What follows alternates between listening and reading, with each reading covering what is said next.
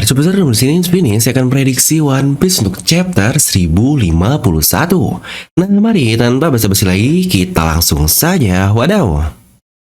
Closed doors, I'm a fool for your love.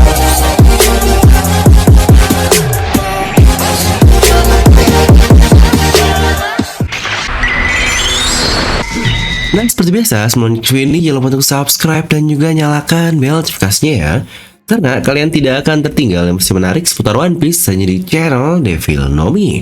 Pastikan sebelum kalian komen atau cuma baca judul doang, kalian tonton video sampai habis, jadi tidak ada informasi yang miss dan juga yang setengah-setengah. Nah, seperti biasa, kita akan bahas apa nih yang akan terjadi di chapter 1051 nanti. Gimana setelah rilisnya chapter 1050 kemarin yang, wah itu sih full of harmony banget untuk chapter tersebut.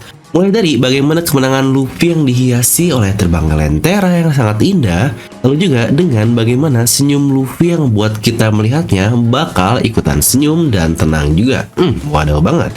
Namun chapter ditutup dengan datangnya letusan gunung meletus besar dan Denjiro yang muncul di ibu kota bunga bersama dengan Hiyori dan Scabard yang lain.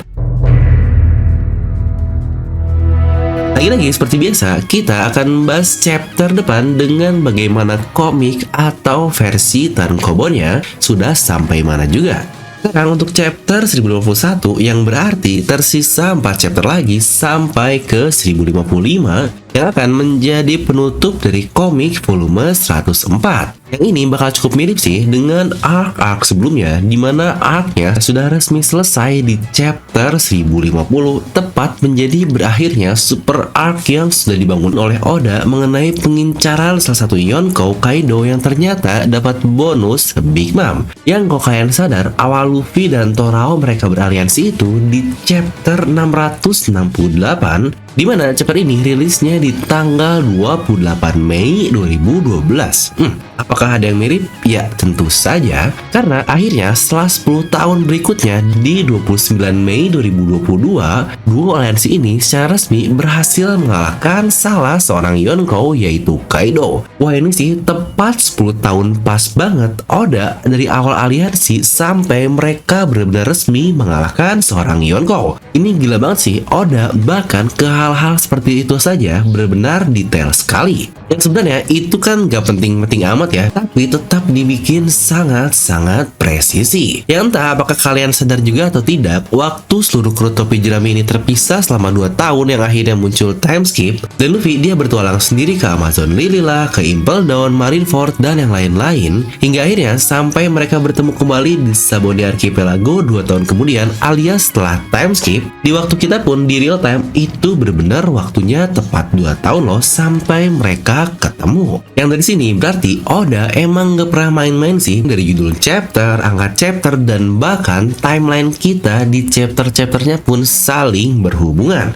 Nah, jika kita kembali ke komiknya lagi, dengan tersisa 4 chapter dan sudah resmi arc Wano Kuni berakhir, maka segala hal yang terjadi dari sini akan menjadi pasca arc, yang berarti ini biasanya hal-hal yang selalu terjadi sih setelah beresnya suatu arc yang ada. Contohnya seperti NS Lobby, di mana mereka telah resmi mengalahkan para CP9, tapi masih ada pasca arc ya, yaitu bagaimana mereka harus kabur dari pulau tersebut. Lalu juga contoh yang lain seperti Thriller Bark, di mana pasca arc-nya adalah kedatangan dari Kumala atau Alabasta, di mana mereka juga kabur dari Alabasta dan segalanya, atau Dressrosa dengan datangnya Sengoku sampai ke Grand Fleet dari Mugiwara. Semua itu adalah pasca arc yang biasanya singkat tapi sangat relevan. Nah, dimana dengan tutupnya chapter 1050 kemarin yang Komurasaki akhirnya dilihatkan kembali dan Denjiro yang membuka omongan untuk bicara ke rakyat Wano Kuni itu saja sudah sangat-sangat pas sekali. Kenapa? Karena ingat, dari semua Scabard yang ada, cuma dialah orang yang paling nyata wujudnya yang dikenal oleh seluruh rakyat Wano. Kinemon dia sudah dikenal mati dan bahkan dia pun sekarang tidak ikut ke ibu kota bunga. Dimana sisa yang ada itu hanyalah Shinobu, Inu, Neko, Raizo, Kawamatsu yang notabene semuanya tidak dikenal oleh rakyat. Karena Inu dan Neko mereka sudah berada di luar pulau ya kurang lebih 20 tahun yang lalu. Renzo juga hilang karena dilempar ke masa depan. Komatsu dia ada di Udon sejak 13 tahun yang lalu. Jadi memang hanya Denjiro aka Kyoshiro lah dimana dia seorang bos Yakuza yang sangat pas sekali untuk menjelaskan apa yang benar-benar terjadi. Dan untuk Komurasaki pun aka Hiyori dia bahkan belum berbicara karena orang-orang masih bingung dengan kematiannya. Yang pasti nanti dia yang bakal ngomong duluan bahwa saya adalah Kozuki Hiyori, anak dari Oden. Dan pasti semua orang di situ akan sangat kaget sekali. Tapi akhirnya yang menjadi penutup dari case mereka tentu saja adalah sang turunan yang langsung alias seorang prianya, dan itu adalah The Next Shogun juga alias Kozuki Momonomesum yang sekarang sudah dewasa dan berusia 28 tahun nih. Nah inilah dia akhirnya kita akan melihat bagaimana Momonosuke rupanya seperti apa. Yang kalau dilihat-lihat dari kata-kata Shinobu sebelumnya sih dia yang nangis dan bilang kalau Momonosuke ini sangat mirip. Tapi mirip siapakah orang ini? Apakah dia benar-benar mirip Kozuki Oden yang sejujurnya kalau dari kecilnya yang begitu dan kita bayangkan kedewasanya dari rambut dan yang lain-lainnya kayaknya nggak bakal mirip banget sama Oden nih untuk bocah ini. Atau jangan-jangan malah mirip Oyaji Shirohige. Waduh, sepertinya ada perselingkuhan nih di antara Toki dan Shirohige. Aduh. Tapi ya itulah kurang lebih isi dari chapter 1051 nanti yang seharusnya masih cooling down saja dari beberapa chapter sebelumnya yang tensinya cukup meningkat.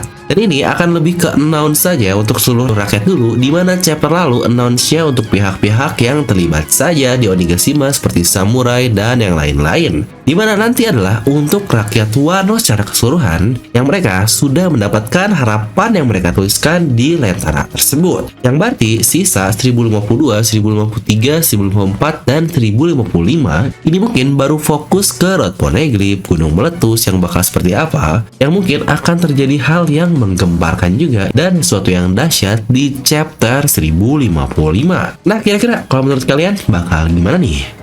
Dan lagi-lagi buat kalian yang ingin cuan, terutama buat kalian yang tertarik di dunia kripto, dimana jika kalian ingin cuan dan untung seperti ini, yang bahkan masih cukup kecil nih, 300-500%, bahkan bisa sampai puluhan ribu persen, yaitu jelaslah dari kripto. Nah buat kalian yang ingin punya akunnya dan ingin mendapatkan komisi dari saya juga, jadi kita bagi-bagi komisi lah, atau win-win solution banget. Mendapatkan komisi, kalian juga mendapatkan komisi. Ini benar-benar sesuatu yang saling menguntungkan. Kalian bisa menggunakan kode referral yang ada di sini, atau kalian bisa langsung klik link di deskripsi video ya, dimana ini menggunakan exchange yang bernama Binance, dan ini sudah terkonfirmasi di seluruh dunia atau termasuk exchange yang terbaik lah. Atau jika kalian lebih tertarik kepada saham dan mungkin bosan dengan beli Unilever, Telkom yang Indonesia lagi, mungkin kalian pengen beli Tesla atau mungkin Apple, Google, Microsoft yang lain-lain, kalian juga bisa menggunakan link di deskripsi tersebut untuk membuka broker saham yang bisa membeli saham dari luar negeri.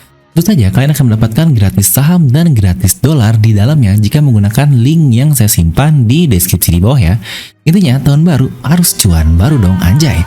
Nah jadi itu untuk video kali ini, kalian bisa langsung tuliskan pendapat kalian di kolom komentar di bawah. Dan seperti biasa, semoga kalian terhibur dengan video ini. Like aja kalau kalian suka, dislike aja kalau suka. Jangan lupa untuk subscribe dan juga share with teman kalian. Gue udah pamit and I'll see you guys next time.